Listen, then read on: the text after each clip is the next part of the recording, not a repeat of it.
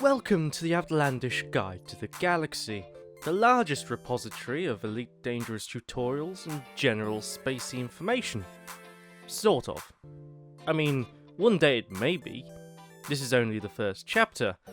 This first tutorial assumes that you have looked at the key bindings and bound keys suitably. There are a lot of bindings to remember, but you will get used to it.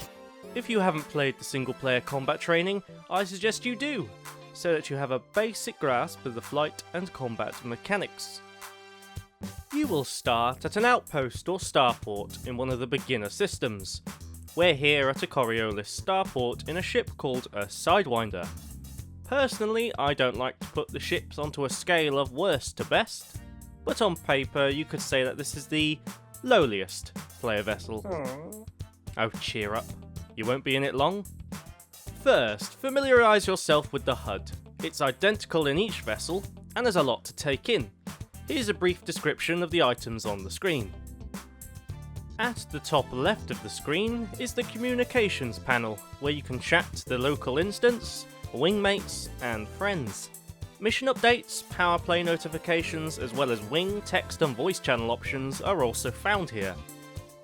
At the top right is the information panel, which gives you notifications and feedback of the status of both yours and other ships, as well as bounties and fines. Criminal activity is not advised, although it is fun. The bottom left panel displays basic information of your targeted destination, ships and their subsystems, and your current location. In case you've forgotten. Space does tend to look a bit samey. Next to this is a 3D model of your selected target, which includes its orientation in relation to you, and its shield and hull strength, if appropriate. When docked, the center panel becomes a menu. Here you can select starport services, move from the hangar to the surface, and vice versa, as well as the option to launch. Moving right, you can see a model of your ship, along with your hull and shield strength. And right next to that is your power distribution, which you can change in real time to increase or decrease the efficiency of systems and shields, engines and maneuverability, and weapon cooldown. The final display on the bottom right shows your heat signature, fuel supply and usage, and visual feedback for when you are mass locked or have deployed your landing gear and cargo scoop. That's almost everything worth mentioning about the HUD for now. Choose the option to launch and go through the pre-flight check to test your controls. As we move away from the landing pad, you can see that the center panel has become your scanner, which displays all objects within the range of your sensor module. To the left of the scanner is the ship's current temperature. Do be aware that this can and will go well beyond 100%, and I can assure you that this is, well, not good. To the right is your throttle and speed display. The blue coloured gradient to the left of it is the current sweet spot for optimum maneuverability. Now that you've left the outpost or starport, it's time to request landing permission and dock again. Focus on the target panel, which is off to the left. Move over to the Contacts tab, where you can see the starport or outpost at the top of the list.